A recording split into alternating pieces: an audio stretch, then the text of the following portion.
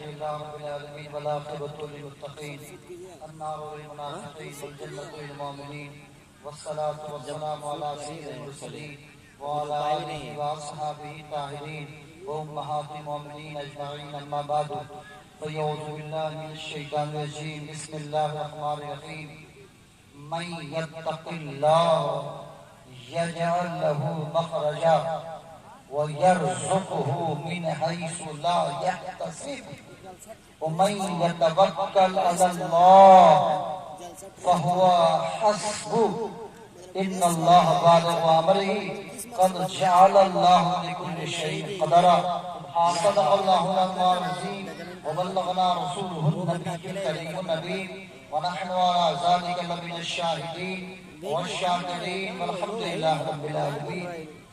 سورۃ الطلاق کی یہ دوسری آیت کریمہ جو میں نے آپ کے سامنے تلاوت کرنے کا شرف حاصل کیا. بخاری شریف کی حدیث نمبر 10 جس میں اللہ کے رسول صلی اللہ علیہ وسلم فرماتے ہیں عن ابی ہریرہ رضی اللہ تعالی عنہ المسلم من سلم المسلمون من لسانه ویدہ. آپ سننا چاہتے ہیں تو زور سے بولے. دیکھیے ذرا سا یہ محفل اگر خالی رہے گی تو آپ میں جو سنانا چاہتا ہوں وہ آپ سن نہیں پائیں گے. ذرا سا ذرا سا سمجھ جائیں آپ لوگ. یہ ذرا آ جائے سامنے, ذرا سامنے آ جائیں آپ. میں آپ کو قریب کرنا چاہتا ہوں. 10 منٹ کی گفتگو. ہمارے ممبر رسول پہ بیٹھے ہوئے تمام علماء, فاضل, شورا سب اپنی جگہ پر آفتاب و مہتاب ہیں. مجھ جیسے ناچیز اور حضرت تشریف فرما اور ان کے روحانی فیوز و برکات سے ہم سب کو سرشار ہونا. سننا چاہتے ہیں آپ بھائی درود شریف پڑھ لیں بلند آواز سے. اللہم صلی علی محمد وعلی آل محمد طب القلوب والدواریہ وعافیت الابدان والشفائیہ ونور الابصار وضیائیہ وعلی آلہ وصحبہ دامن ابدا. اللہ عز و جل کی رضا ہمیں اور آپ کو چاہیے. تو اس اللہ کی رضا کے لیے پہلے ایمان کی طاقت پھر عمل کی طاقت. پہلے کیا ہے؟ ایمان ہے. اور ایمان کیسے آتا ہے؟ ایمان اللہ عز و جل کی ذات, اس کی صفات اور اس کے رسول پر, اس کے تقاضے پر ایمان لانا اور پڑھنا. اشہد ان لا الہ الا اللہ وحدہ لا شریک لہ واشہد ان محمدا عبدہ ورسولہ. یہی ہے نا کہ میں گواہی دیتا ہوں کہ اللہ کے علاوہ کوئی معبود نہیں اور وہ اپنی ہر صفت میں چاہے وہ صفت عامہ ہو یا خاصہ بے مثال ہے. اس کا کوئی شریک نہیں. اور محمد عربی وہی خدا جنہیں اللہ نے امام المعصومین بنایا, ختم المرسلین بنایا, طٰہٰ و یاسین بنایا, جن کی محبت جان ایمان ہے. سبحان اللہ. بخاری شریف حدیث نمبر 14 جی کہ اس وقت تک مومن کامل ہو ہی نہیں سکتا. لا یؤمن احدکم, اس وقت تک تم مومن ہو ہی نہیں سکتے. احدکم, جب تک کہ میری محبت تمہیں اپنے بیٹے سے زیادہ, تمہیں اپنے ماں باپ سے زیادہ, یہاں تک کہ دنیا میں جو کچھ بھی ہے اس سے زیادہ نہ ہو جائے. احب الیہ من ولدہ ووالدہ والناس. واہ واہ واہ سبحان اللہ. اب اس ایمان کو بچانے کے لیے اللہ نے کہا کہ اللہ کا خوف پیدا کرنا. جی ہم جو عبادت کرتے ہیں اس کی توفیق سے, لیکن اگر ڈاکٹر نے اینٹی بایوٹک جو دوا دیا ہے اور جس چیزوں سے ڈاکٹر نے ہمیں پرہیز کرنے کے لیے کہا ہے, اگر ہم طبیب صاحب کو کہیں جناب صابر صاحب کے حوالے کہ یہ روحانی علاج کے ساتھ ساتھ میں پہلے جسمانی علاج ڈیفائن کر دوں تاکہ آپ کو اس آیت کا مطلب سمجھ میں آئے.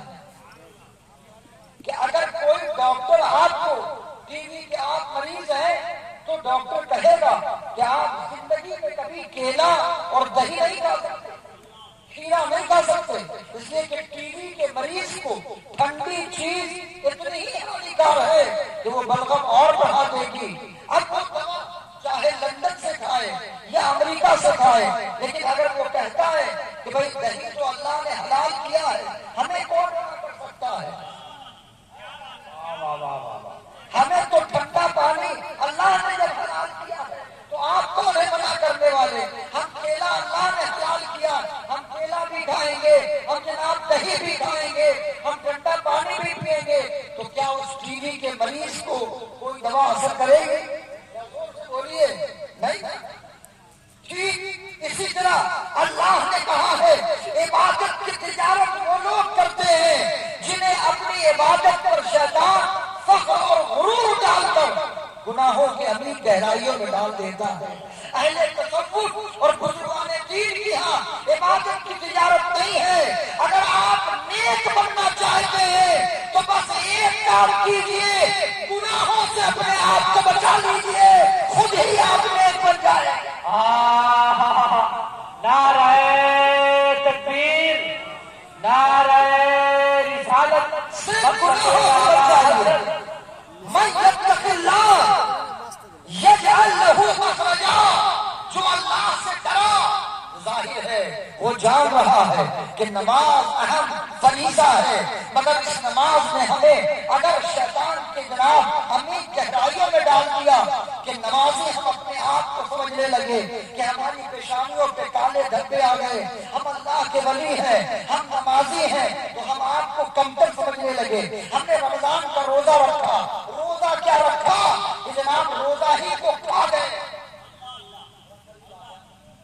روزہ لگا بھائی، روزہ وہ ہے ہی نہیں جس میں پیاس نہ لگے، روزہ ہے ہی نہیں جس میں بھوک نہ لگے، لہذا روزہ میں کب کھانا ہے تاکہ 10 بجتے بجتے بھوک و پیاس کا غلبہ ہو جائے۔ اور آپ نے روزہ رکھا، ہم نے روزہ رکھا، روزہ کیا رکھا؟ ہم نے خود ہی روزہ کو کھا لیا، دن بھر غیبت کیا، دن بھر دوسرے کو جنابے والا جس نے روزہ نہیں رکھا اس کو میں نے کمتر سمجھا، حقیر سمجھا، اور جب روزہ لگنے لگا تو اپنا روزہ کبھی بہن پہ اتارا، کبھی بھائی پہ اتارا، کبھی گالی دے کر اتارا، کبھی چیخ کر اتارا، کبھی جھگڑا کر کے اتارا۔ اس سے تو بہتر تھا کہ روزہ نہ رکھتے، اس سے بہتر تھا کہ روزہ نہ رکھتے، بلکہ روزے داروں کی خدمت کے لیے ان کے ٹھنڈے پانی، ان کے افطار اور ان کے سامان کا انتظام کرتے، مگر اپنی زبان سے کسی کو تکلیف نہ دیتے تو کہیں اس سے زیادہ تھا۔ اصل کا وقت آ گیا، اب افطار لگنی ہے، اب جب افطار لگی تو اس میں نمک نہیں ہے، اس میں تیل نہیں ہے، اس میں ٹھنڈا نہیں ہے۔ جب نمازی نماز کے لیے آتا ہے تو مسجد میں آتا ہے، اب وہ چاہتا ہے کہ جناب امام ہماری سنے، نائب امام ہماری سنے، خطیب ہماری سنے، میں نماز پڑھ رہا ہوں۔ گویا میں نے نماز پڑھ کے سردار معاذ اللہ کوئی احسان کر لیا، تو گویا ہم بتانا چاہتے ہیں کہ میں نمازی ہوں۔ تو ان تمام عبادت میں اگر دکھاوا آ گیا، جس کو عربی میں ریا کہتے ہیں، تو الریا شرک، ریا خود ہی شرک ہے، دکھاوا خود ہی شرک بن گیا۔ ہمیں کیا کرنا ہے؟ من یتق اللہ، جو اللہ سے ڈرتا ہے وہ زنا سے دور رہتا ہے، وہ غیبت سے دور رہتا ہے۔ اس لیے کہ غیبت کیا ہے؟ ولا تجسسوا ولا یغتب بعضکم بعضا، تم کسی کی غیبانے میں ایسی بات نہ کہو کہ جب وہ سنے تو اسے برا لگے۔ کسی کو گڈو کہہ دیا، کسی کو نٹکٹ کہہ دیا، کسی کو کلو کہہ دیا، کسی کو مغروا کہہ دیا، کسی کو چوراتی کہہ دیا، اللہ۔ تو یہ سارے الفاظ کہہ کر اپنے آپ کو مغرور بنتے ہیں، لہذا میرے اللہ نے کہا اپنی عبادت کو چھپاؤ، فرض نمازوں کو ظاہر کرو، واجبات کو ظاہر کرو، اپنی تہجد چھپاؤ، اپنی اشراق کو چھپاؤ، اپنی چاش کو چھپاؤ، لیکن وہ شیطان ہونے نہیں دیتا۔ ہم اگر تہجد پڑھ بھی لیں تو جب تک 10 آدمی سے نہ بتائیں گے ہمیں چین ہی نہیں۔ تو یہ ریا ہے جناب۔ اب یہ ریا ہمیں کیا کرتا ہے؟ ہم آپ کو پہلے دنیاوی مثال دے دوں، میں نے کہا کہ اگر ایک مزدور روزانہ 250 روپے کماتا، کتنا کماتا ہے؟ زور سے بولے، یا 300 روپیہ کماتا، چلیے 300 روپیہ کماتا، لیکن اس کے روزانہ کے خرچ 350 روپیہ، کمانا 300 روپیہ، انکمنگ جو ہے وہ 300 ہے، اور اس کے خرچ جو ہے وہ کتنے ہیں؟ 350۔ تو اس کو اپنا خرچ کم کرنا ہوگا کہ نہیں؟ زور سے بولیے، کرنا ہوگا، ورنہ کیا ہوگا؟ ہر دن وہ 50 روپیہ قرضدار بنے گا، ٹھیک ہے؟ اب وہ جب اپنے خرچ کو کم کرتا ہے تو پھر کوئی معاملہ بیلنس میں آتا ہے کہ جتنا کمانا ہے اتنا ہی خرچ کرتا ہے، تو بھی کہا جائے گا کہ اس میں بھی فائدہ نہیں ہے، آپ کو کم سے کم 300 روپے میں 50 روپے بچانا ہوگا، تاکہ ایمرجنسی حالات میں اپنی دوائی، اپنے معاملات کے لیے آپ کو رکھنا ہوگا۔ تو اب ہمارا دیکھ لیجیے ہم کیا کرتے ہیں، نماز پڑھا، عبادت میں ہمیں ثواب ملا، ہم نے وضو کیا ہمیں ثواب ملا، ہم نے روزہ رکھا ہمیں ثواب ملا۔ اب جب نماز پڑھنے کے بعد ہم نے جب غیبت کیا وہ نکل گئی، ہم نے کسی پر بہتان لگایا وہ ثواب نکل گیا، ہم نے کسی کو نیچا دکھایا وہ ثواب نکل گیا، ہم نے کسی کو اس کے حقیر جاننے کے لیے کنکھیوں سے جناب والا غیبت کی۔ کنکھیوں سے بھی غیبت ہوتی ہے، آنکھوں سے بھی غیبت ہوتی ہے، جیسے آپ آ رہے ہیں، میں نے آپ کو دیکھ کر انہیں کنکھیوں سے اشارہ کیا کہ وہ آ گئے ہیں، اب وہ پھینکیں گے، وہ جناب والا اب ان کا مذاق اڑایا جا رہا ہے، تو یہ آنکھوں سے بھی کیا ہوتی ہے؟ غیبت۔ تو اب آپ نے ادھر کمایا، مسجد سے کما کر آئے اور ادھر کیا ہو گیا؟ زور سے بولے، ثواب ختم ہو گیا، کچھ بچا کہ نہیں بچا ہے، تو اب گناہوں سے بچنا ہوگا۔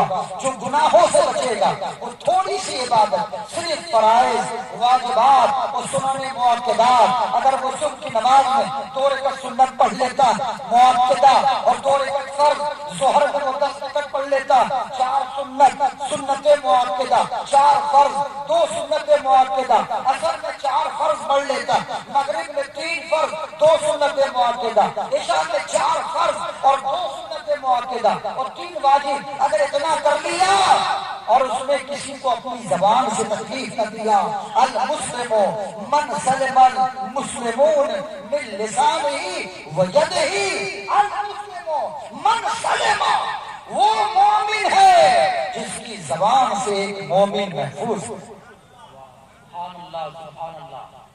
آج آپ دیکھ لیں، مسجد سے آپ نماز پڑھ کے نکلتے، امام کے پیچھے نماز پڑھ کے نکلے، جیسی مسجد کے باہر نکلے جناب والا گلگلا اور پوئے کی دکان پہ چلے گئے، سنگاڑے اور بھجیا اور پوری کی دکان پہ چلے گئے، 5 روپے کی چائے ختم ہوتے ہوتے 5 کروڑ گنا ہو گیا، ان کی بیٹیاں بھاگ گئی، ان کی بیٹیاں نکل گئی، ان کی بیٹیاں گھر سے نکل گئی، ان کا بیٹا جو ہے باپ کو مارا ہے، ان کے جناب والا گالی گلوچ ہوا، ان کے وہاں یہ ہے، ان کے وہاں وہ ہے، ارے اسی لیے تو وہ لنگڑا ہو گیا، اسی لیے تو وہ اس کو کینسر ہو گیا، اسی لیے تو وہ جناب والا ایڈس کا مریض ہو گیا۔ یہ ساری غیبت، 5 روپے کے چائے پیتے پیتے 5 کروڑ گناہ، ابھی تو کما کے آئے تھے، لاکھ نیکیاں ملی تھی، لیکن گناہ کروڑوں میں ہو گیا۔ کیا زور سے بولیے، کچھ ملا؟ نہیں ملا۔ اس لیے ہوٹلوں میں بیٹھ کر صرف چائے پیجیے، اچھی بات کیجیے، وہ جس نے غیبت میں اپنے آپ کو لگایا یہی ہو رہا ہے۔ جس امام کے پیچھے نمازیں پڑھتے ہیں، کیا اس کے پیچھے نماز ہوگی ان کی؟ ان کو یہی نظر آتا، امام صاحب نے آج ٹوپی ترچھی کیوں پڑھا، آج امام صاحب نے پہلی رکعت میں اتنی مختصر سورہ مبارکہ کیوں پڑھا؟ ارے بھائی حالات کو دیکھیے، آج گرمی تھی، لوگ پریشان حال تھے، انہوں نے چھوٹی مختصر سورہ سورۃ العصر، سورۃ الکوثر پڑھا، تو آج امام صاحب نے بڑی لمبی خرچ کر دیا۔ ارے ماحول اچھا تھا، حالات سازگار تھے، آج اب جناب مسجد سے نکلنے کے بعد یہ غیبت، یہ بہتان، اب آئیے حج آ گئے، حج کر لیا، حاجی کا نام لگ گیا جناب والا، حج کرنے کے بعد ہیرا پھیری اتنی بڑھ گئی کہ جس کا قرض لیا ہے بیٹے کا نام نہیں۔ تو اب اگر اس کے اندر اللہ کا خوف نہیں ہوگا تو پھر یہ حج کیا ہو گیا؟ بیکار ہو گیا۔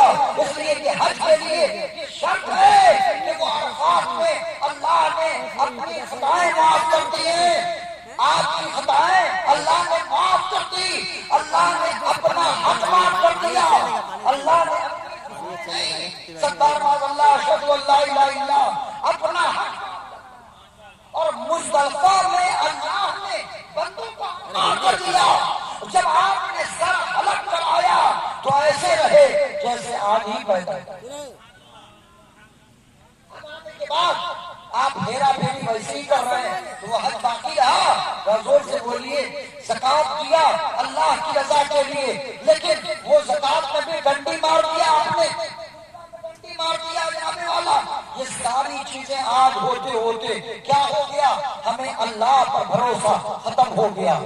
جب اللہ پہ بھروسہ ختم ہوتا ہے تو پھر کیا ہوتا ہے؟ ہم دوسروں کے محتاج بن جاتے ہیں، اور جب اللہ پہ بھروسہ ہوتا ہے تو وہ کہتا ہے وَمِن يَرْزُقْ وَيَرْزُقْ مِنْ حَيْثُ لَا يَحْتَسِبُ۔ جب تم مجھ سے ڈرتے ہو تو میں تمہارا رزق وہاں سے دیتا ہوں جہاں سے تم گمان نہیں کر سکتے۔ سبحان اللہ۔ ایک اور جو اللہ سے ڈرتا ہے پھر اس کی تیسری طرف ہے اور میں یتوکل، جو اللہ پہ بھروسہ کرتا ہے، جی کس پر؟ بولے اللہ پر، وَهُوَ حَسْبُهُ، تو اللہ کی ذات ہی اس کے لیے کافی۔ زبان سے کہا جاتا کہ مصطفیٰ جان رحمت پہ لاکھوں سلام، شمع بزم ہدایت پہ لاکھوں سلام۔ یا رسول اللہ، میں اللہ سے محبت کیسے کروں؟ میں اللہ سے کیسے کروں؟ اگر کوئی تصویر بناتی ہے میری میموری، اگر کوئی تصور دیتا ہے میرا خیال کہ اللہ ایسا ہے، اللہ ایسے خوبصورت ہے، تو ہر تصور پر، ہر تصویر پر کفر کا فتویٰ ہوگا، اس لیے کہ اللہ کی کوئی تصویر نہیں، اللہ کا کوئی تصور نہیں۔ تو اے میرے رب، میں محبت کیسے کروں؟ میں نے تجھے دیکھا نہیں، میں نے تجھے تصور کیا تو اس پر بھی کفر کا فتویٰ ہے، ہم نے کوئی تصویر بنایا اس پر بھی کفر کا شکوہ ہے، اس لیے کہ میرا رب حیدہ سے پاک ہے، جسم سے پاک ہے، زمانے سے پاک ہے، جگہ سے پاک ہے، تصویر سے پاک ہے، تو میں محبت کس سے کروں؟ تو اللہ نے کہا میں نے اپنی محبت کا مرکز محمد عربی روح خدا صلی اللہ علیہ وسلم کو بنایا ہے۔ محمد عربی سے محبت کرو، ان کی محبت میری محبت ہے، ان کی اطاعت میری اطاعت ہے، ان سے ڈرنا میرا ڈرنا ہے، ان کی اطاعت، ان کی پیروی میری عبادت ہے۔ گویا ایک ایسا مرکز جس کا سب کچھ ہوگا۔ یہ نماز ہم نے پڑھا، یہ 7 شرائط پہلے ہیں نماز سے پہلے، اور 7 فرائض نماز کے اندر ہیں۔ پہلی شرائط مومن کا ہونا، بالغ کا ہونا، عاقل کا ہونا، پاک ہونا، زمین کا پاک ہونا، جہت قبلہ ہونا، اور جس نماز کو پڑھنے جا رہے ہیں اس کا ارادہ نہیں۔ اور 7 نماز کے اندر پہلی تکبیر تکبیر تحریمہ، کیوں؟ اس لیے کہ یہ وہ تکبیر ہے جو 1 سیکنڈ کے اندر تمام حلال چیزوں پر حرام کا فتویٰ نافذ کر دیا۔ میں نے اللہ کے سامنے کھڑے ہو کر میں نے کہا اللہ اکبر، یہ پہلی تکبیر تکبیر تحریمہ یہ فرض ہے، باقی اور جتنی نماز میں تکبیرات ہیں وہ تکبیرات ٹرانسفر ہیں، انتقالی ٹرانسفر ہیں، وہ سنت ہے۔ جس تکبیر سے آپ کھڑے ہوتے ہیں سجدے میں جاتے ہیں، لیکن پہلی تکبیر یہ تکبیر تحریمہ ہے۔ جیسے میں نے کہا ہے اللہ پوری دنیا میرے پیچھے ہے، میں اپنے رب کے حضور ہوں۔ اب دیکھیے کھانا حلال اب نہیں کھا سکتے، موبائل پہ بات کرنا حلال جائز چیز اب نہیں، دیکھنا حلال اب دیکھ نہیں سکتے، پیچھے مڑنا حلال اب نہیں کر سکتے، یعنی ساری چیزوں پر 1 سیکنڈ کے اندر حرمت کا فتویٰ لگ جاتا ہے۔ اب صرف پروردگار میرے سامنے ہے اور اس کا بندہ اس سے گفتگو کر رہا ہے نا، یہ پہلا فریضہ۔ دوسرا فریضہ اسٹینڈ، کھڑے ہو جاؤ جیسے درخت کھڑا ہوتا ہے، یہ جھولو نہیں، کبھی داہنے پیر پر کبھی بائیں پیر پر نہیں، اسٹینڈ۔ اگر تمہارے پیروں میں کوئی تکلیف نہیں ہے تو سیدھ میں کھڑے رہو کہ تمہاری 10 انگلی قبلہ رخ ہو جائے، یہ دوسرا فریضہ۔ تیسرا فریضہ قرأت کرنا، پڑھنا واجب، مگر 3 آیت یا 1 آیت جو 3 آیت میں ہو جائے اتنا خرچ کرنا مخرج کے ساتھ، یعنی 2 چیزیں خرچ میں ہیں، ایک تو جناب مخرج صحیح ہو اور دوسرا یہ کہ اس کا ٹھہراؤ باقی اور سب مستحبات۔ تو یہ تیسرا فریضہ ہو گیا۔ چوتھا رکوع بالکل کمر سیدھی ہو جائے، پھر 5واں دونوں سجدے جس میں پیشانی کا لگنا، ناک کا دبنا، دونوں پیر کا انگوٹھا اور اس کے بغل کی انگلی لگنا۔ آج کتنے لوگ ہیں جو صحیح سے رکوع کرتے ہیں، وہ صحیح سے ابھی جھکے نہیں، کھڑے ہو جاتے ہیں، ابھی صحیح سے ان کی ناک زمین پہ لگی نہیں، سجدے سے انہوں نے سر اٹھا لیا، کبھی پیشانی لگی تو ناک نہیں لگی، کبھی ناک اور پیشانی دونوں لگے تو پیر اٹھے ہوئے۔ نہیں دیکھے گیا تو سجدے میں 7 جگہوں کا لگنا واجب ہے، پیشانی کا لگنا، ناک کا دبنا، دونوں کلائیوں کا لگنا، دونوں گھٹنوں کا لگنا، دونوں پیر کے انگوٹھے اور اس کے بغل کی انگلیاں، یہ سجدے میں لگنا واجب ہے۔ اگر یہ نہیں ہوں گے تو سجدے شریعت کے مطابق نہیں ہوں گے۔ وہ میرا رب ہے، جسے چاہے قبول کر لے وہ الگ بات ہے، لیکن اس نے سسٹم میں ڈالا ہے تو اسی سسٹم کے مطابق ہمیں نماز ادا کرنا ہے۔ اگر کوئی کہے کہ مولانا ہم جیسے بھی سجدہ کر لیں، تو میں نے کہا اللہ محتاج نہیں ہے، وہ تو آپ کو بغیر ماں باپ کے بھی آسمان سے پیدا کر سکتا تھا، کیوں نہیں ماں باپ کے بغیر پیدا کر دیا؟ سسٹم آ گیا تو اب سسٹم سے آنا ہے۔ وہ چاہتا تو ہمیں بنی بنائی روٹی آسمان سے دے دیتا، کیا وہ قادر مطلق نہیں ہے؟ لیکن اس نے کیوں کسان کو جناب والا دھوپ میں اور بارش میں محنت کرنے کے لیے دیا کہ وہ بیج لگائیں گے، ربی ہوگی، خوشا آئیں گے، کلیاں چٹکیں گی، تب گیہوں نکلے گا، پیسا جائے گا، روٹی بنے گی، دوا پہ چڑھے گی، تب میرے ہر آئے گی۔ یہ سسٹم ہے۔ تو شریعت یہ ہے جناب، اگر ایک سجدے کے بعد فوراً آپ نے سجدہ کیا تو تعدیل ارکان چھوٹنے سے سجدہ سہو واجب ہے، اس لیے کہ تعدیل ارکان واجب ہے۔ اس لیے سجدے سے اٹھنے کے بعد اتنی دیر بیٹھنا جس میں سبحان اللہ کہہ سکے۔ آپ دیکھیں گے کہ پھر دوبارہ فوراً سجدے میں چلے گئے، تعدیل ارکان فوت ہو گیا، تو اب یہ نماز جو میری نماز ہے در حقیقت میری نماز ہو نہیں رہی ہے جب تک کہ ہم قانون کے مطابق ادا نہ کر لیں۔ تحیات کے لیے بیٹھنا یہ 6واں فرض ہے، اور سلام پھیر کر نکلنا یہ 7واں فریضہ ہے۔ نابے والا جب جان جائیں گے تب کہیں معلوم ہوگا